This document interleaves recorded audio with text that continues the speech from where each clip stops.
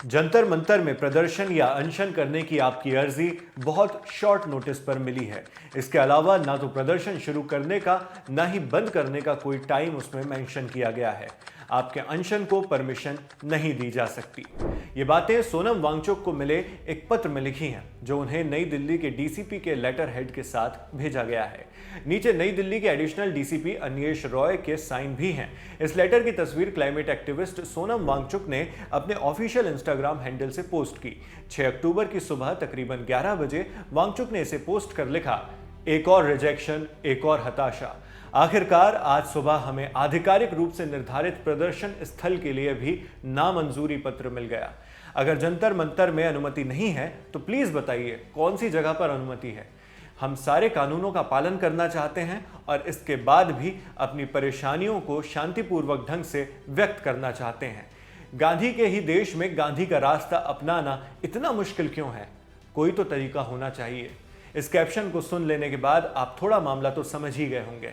मामले में दो पक्ष हैं, एक सोनम वांगचुक का जो प्रोटेस्ट करना चाहते हैं, दूसरा दिल्ली पुलिस का जो प्रोटेस्ट के लिए अनुमति नहीं दे रही है। सोनम वांगचुक का कहना है कि हम गांधी का रास्ता अपनाना चाहते हैं, पीसफुल प्रोटेस्ट करना चाहते हैं, लेकिन फिर भी पुलिस हमें इजाजत नहीं दे रही है। वहीं पुलिस कह रही है कि अनुमति नहीं देने के हमारे अपने कारण हैं। इसी चर्चा के बीच खबर आई है कि सोनम वांगचुक के साथ 20 लोगों ने अनिश्चितकालीन अनशन शुरू कर दिया है। यह अनशन वांगचुक और उनके साथी दिल्ली स्थित लद्दाख भवन में कर रहे हैं। हर जगह अनशन बहुत शांतिपूर्ण करने के लिए जगह मांगी, मगर हमें कोई जगह नहीं दी गई, तो इसलिए हम मजबूरन ये अनशन यहीं लद्दाख भवन से करने पे मजबूर हैं। आज से हम अनशन पे रहेंगे अनिश्चित काल के लिए और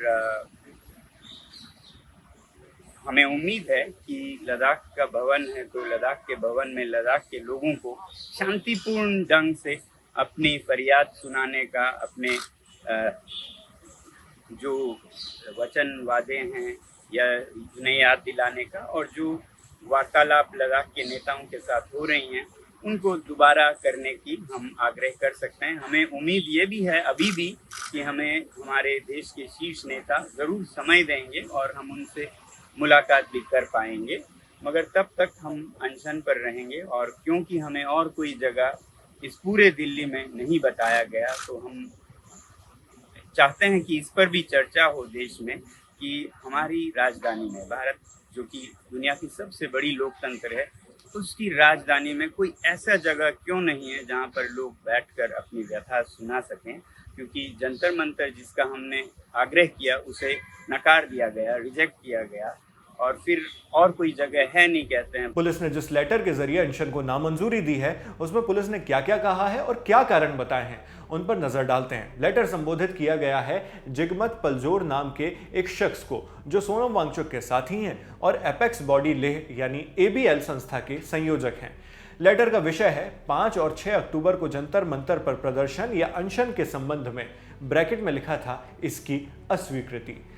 ये लेटर नई दिल्ली पुलिस ने ABL के एक लेटर के जवाब में लिखा था। ABL का वो लेटर 5 तारीख को पुलिस को दिया गया था। जवाब में एडिशनल डीसीपी ने कहा, जंतर मंतर में 5 और 6 अक्टूबर को प्रदर्शन या अनशन करने की आपकी अर्जी बहुत शॉर्ट नोटिस पर प्राप्त हुई है। इसके अलावा ना तो प्रदर्शन शुरू करने का ना ही बंद करने का कोई टाइम उसमें बताया गया है। इसलिए यह अर्जी सुप्रीम कोर्ट के ऑर्डर में दी गई गाइडलाइंस के मुताबिक नहीं है। गाइडलाइंस में यह जरूरी है कि जंतर मंतर पर कोई प्रदर्शन करने का आवेदन तय तारीख से कम 10 दिन पहले दिया जाए। गाइडलाइंस यह भी कहती हैं कि प्रदर्शन सुबह 10 बजे से लेकर शाम 5 बजे तक ही आयोजित किया जा सकता है। यानी यहां पर पुलिस का कहना है कि अगर आपको 5 अक्टूबर को प्रदर्शन करना था तो इसकी अर्जी 25 सितंबर या उससे पहले दी जानी चाहिए थी। इसके अलावा प्रदर्शन की टाइमिंग को लेकर भी पुलिस ने आपत्ति जताई है। लेटर में पुलिस ने कहा, आपके आवेदन में यह भी बताया गया है कि ये अनशन तब प्लान किया गया है जब टॉप लीडरशिप यानी शीर्ष नेतृत्व के साथ आपकी मुलाकात नहीं हो पाई है। इसके अलावा सोशल मीडिया और इलेक्ट्रॉनिक मीडिया से मिले इनपुट्स संकेत देते हैं कि प्रदर्शन का नेतृत्व तब तक इसे यानी इस प्रदर्शन को जारी रखेगा जब तक कुछ विशेष शर्तें पूरी नहीं हो जाती। ये बात एकदम साफ है कि ये अनशन एक बहुत लंबा अनशन होने वाला है। किसी भी नियम, कानून या गाइडलाइंस में ऐसा कोई प्रावधान नहीं है जिसके तहत ऐसे किसी भी अनशन को इजाजत दी जाए जो ओपन एंडेड तो छोड़िए, बिना किसी टाइम फ्रेम के हो और बहुत बड़े स्तर की हो, जैसा कि आवेदन से प्रतीत होता है। ओपन एंडेड यानी जिसका अंत निश्चित ना हो। आगे पुलिस ने कहा, इन सभी तथ्यों और परिस्थितियों को ध्यान में रखते हुए अनशन करने की आपकी अर्जी पर हमने गौर तो किया है, मगर अनुमति नहीं दी जा सकती। इसलिए आपसे गुजारिश है कि आप दिल्ली पुलिस का सहयोग करें। इन बातों से साफ होता है कि दिल्ली पुलिस ने किस आधार पर सोनम वांगचुक और उनके साथियों को अनशन करने से इनकार कर दिया। एक वजह है सुप्रीम कोर्ट गाइडलाइंस का पालन ना होना। चलिए, इस चीज को फिर भी कंसीडर किया जा सकता है कि आवेदन 10 दिन पहले ही दे देना चाहिए था। लेकिन यहां पर गौर करने वाली एक बात यह भी है कि एबीएल के आवेदन में टाइम फ्रेम का ना होना भी एक खामी बताई गई है।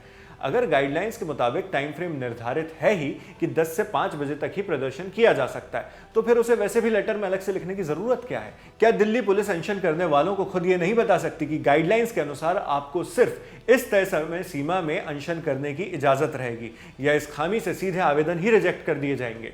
दूसरी चीज है social media inputs. Social media inputs को देखकर पुलिस ने कह दिया कि यह अनशन तब तक चलेगा जब तक अनशनकारियों की मुलाकात टॉप नेताओं से नहीं हो जाती।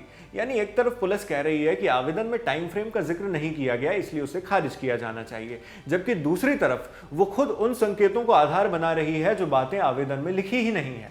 खैर, दिल्ली पुलिस और सोनम वांगचुक का यह रिश्ता नया नहीं है। पहले भी जब सोनम वांगचुक 1 अक्टूबर को प्रदर्शन करने लद्दाख से दिल्ली आ रहे थे, तब भी विवाद की स्थिति पैदा हुई थी। वांगचुक को लग रहा था कि पुलिस उन्हें और उनके तकरीबन 150 साथियों को एस्कॉर्ट कर रही है, जबकि असल में पुलिस ने उन्हें डिटेन कर लिया था। वांगचुक को हिरासत में ले लेने के बाद भी खूब प्रदर्शन हुए थे। तब पुलिस ने कहा था कि 30 सितंबर से लेकर 5 अक्टूबर तक दिल्ली में भारतीय नागरिक सुरक्षा संहिता यानी BNSS की धारा 163 लागू है, जिसके तहत दिल्ली में 5 से ज्यादा लोगों के एकत्र होने पर प्रतिबंध है। इसी वजह से सुरक्षा के मद्देनजर सोनम वांगचुक को हिरासत में लिया गया है। हालांकि 3 अक्टूबर को उन्हें रिहा कर दिया गया था। सोनम वांगचुक ने यह भी कहा था कि केंद्रीय गृह मंत्री अमित शाह से उनकी मुलाकात करवाई जाएगी, मगर यह मुलाकात अभी तक हुई नहीं है।